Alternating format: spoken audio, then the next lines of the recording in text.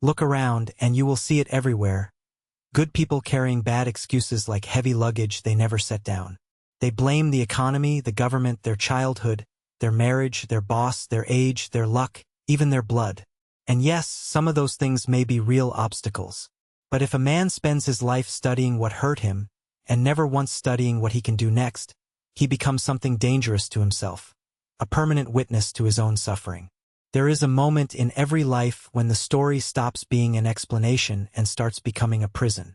A man sits in his car after work, hands on the wheel, staring through the windshield as if the answer might appear in traffic.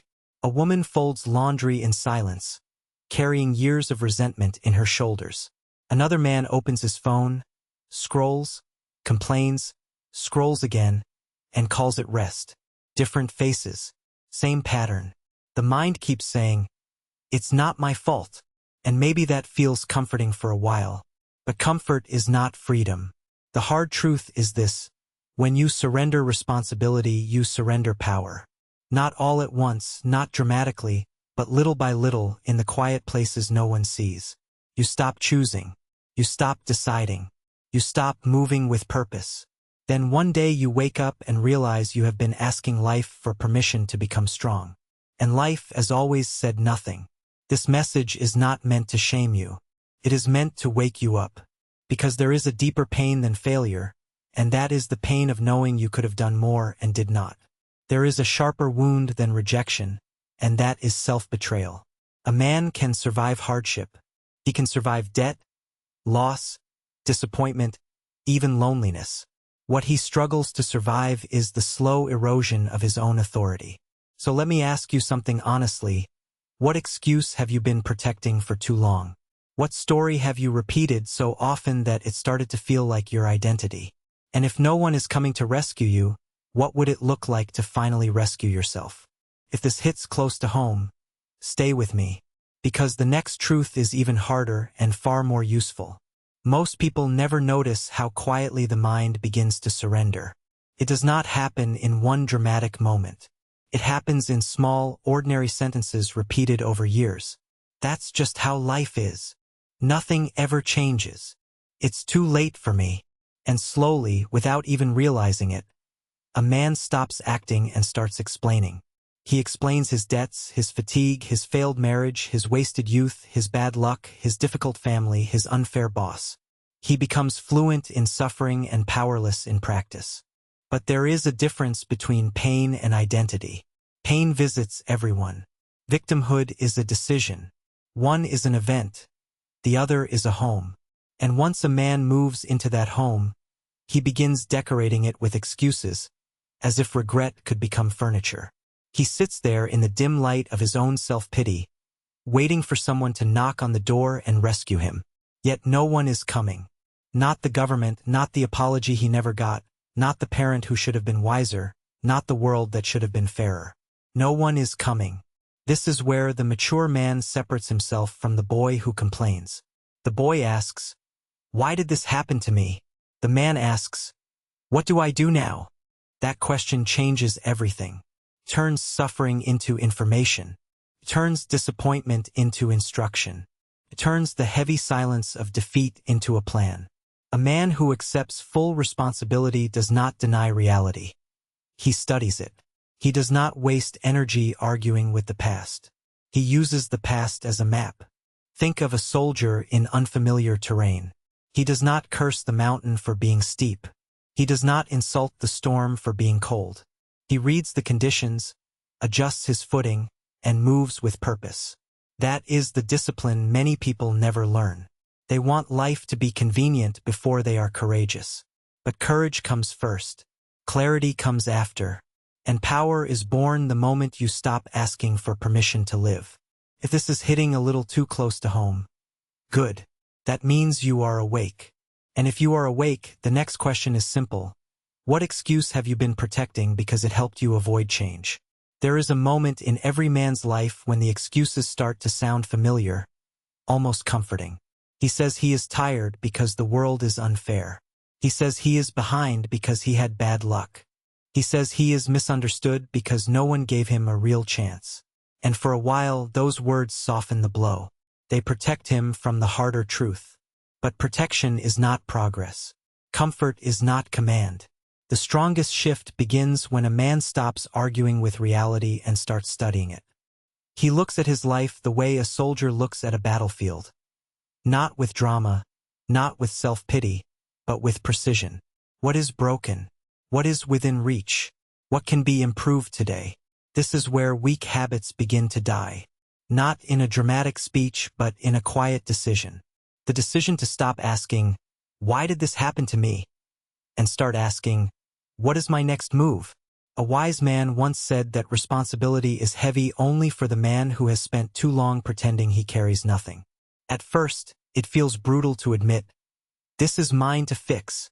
But after the shock comes something stronger than motivation. Clarity. A man who owns his situation can begin to shape it. He may not control the economy, his past, or the opinions of others, but he can control his discipline, his attention, his standards, and his response. And that changes everything. You can see it in the way he wakes up. He no longer reaches for his phone like a prisoner looking for permission. He gets up. He makes the bed.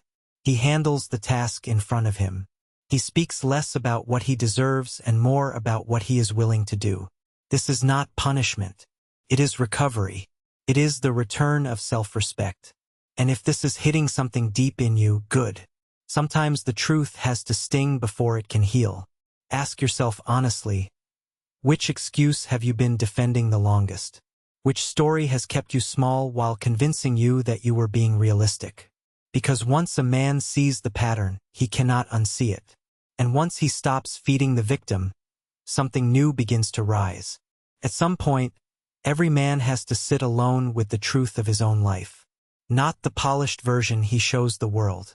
Not the version with explanations, justifications, and carefully rehearsed complaints. The real version. The one that quietly asks, "What have you done with the time, energy, and chances you were given?" That question can sting, can feel unfair, but it is also where freedom begins. Because the moment you stop treating your life like a courtroom, you begin to see it like a workshop. In a courtroom, you defend yourself. You argue. You look for someone else to blame. In a workshop, you build. You repair. You take broken material and shape it into something stronger. That is the shift. That is the line between a weak man and a dangerous one in the best sense of the word. A man dangerous to his excuses, his laziness, and his old identity. A wise man does not deny the pain of his past. He just refuses to let it become his prison. Maybe your father was absent. Maybe your marriage collapsed. Maybe money has been tight for years. Maybe you were overlooked, betrayed, or underestimated. Those things matter. They leave marks. But they do not get to write the final chapter unless you hand them the pen. Extreme self-responsibility is not pretending the wound never existed. It is deciding the wound will not be the excuse that kills your future. There is a quiet power in this decision. You can feel it in your posture, in the way you speak, in the way you handle pressure. A man who owns his life no longer needs to announce his strength. He becomes calmer, more precise, less emotional about everything he cannot control, and far more disciplined about what he can. He stops asking, "Why is this happening to me?" and starts asking, "What is required now?" That question changes everything. And once you start living that way, people around you notice. Not because you are louder, but because you are harder to move. You do what you said you would do. You stop negotiating with the weaker version of yourself. You become the kind of person who can be trusted under pressure. If this kind of truth hits home, good. It should. Sometimes the most useful message is the one that makes you uncomfortable before it makes you free. So let me ask you something directly. Which excuse have you been protecting the longest? And what would happen if, starting today, you finally stopped protecting it?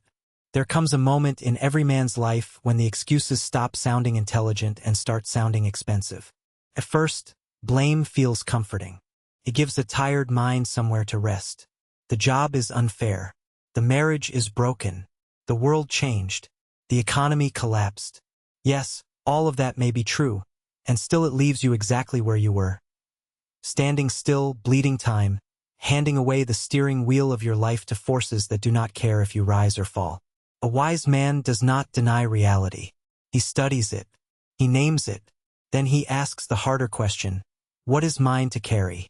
Because once you stop asking who is at fault and start asking what is required, your whole posture changes. Your shoulders lift. Your eyes sharpen. You stop speaking like a victim and start thinking like a commander. That shift is not loud at first.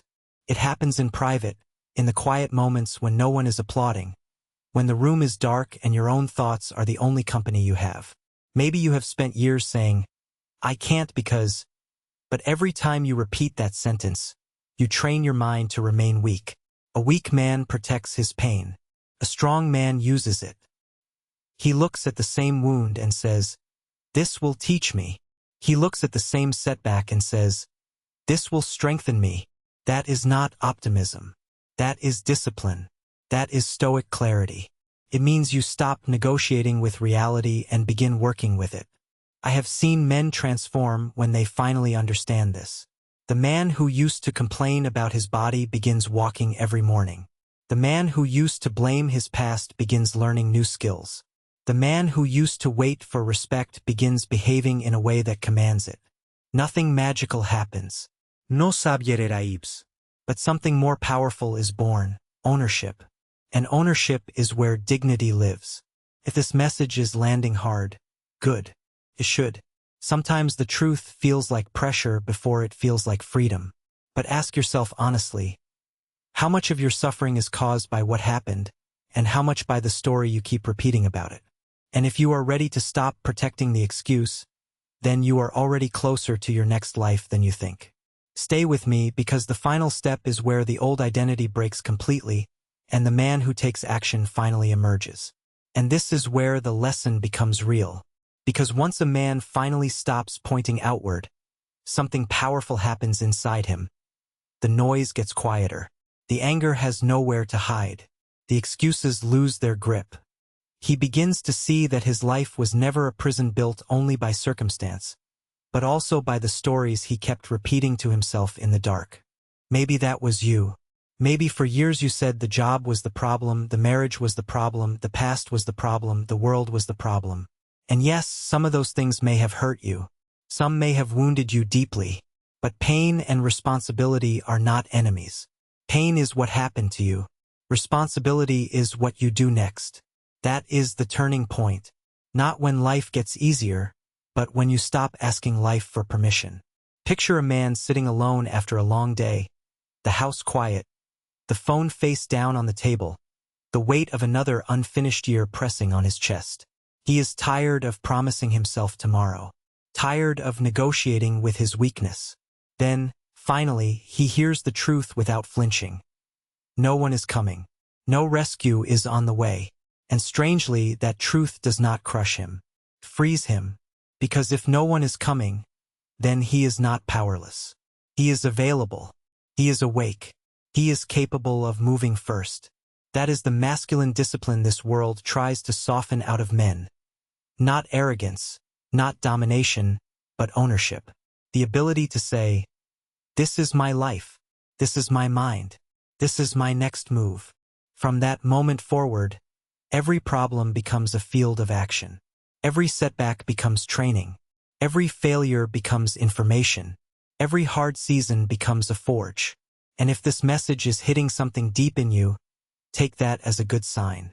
It means the victim in you is no longer in full control. It means the stronger part is starting to rise. So let me ask you plainly, what excuse are you still protecting because it lets you avoid the pain of change? What truth have you delayed because facing it would demand more from you? And if you know this message was meant for you, then give it a like, not for me, but as a small act of agreement with your own wake-up call. Subscribe because this is where the work begins, and the path ahead is for the men and women who are ready to stop waiting and start building.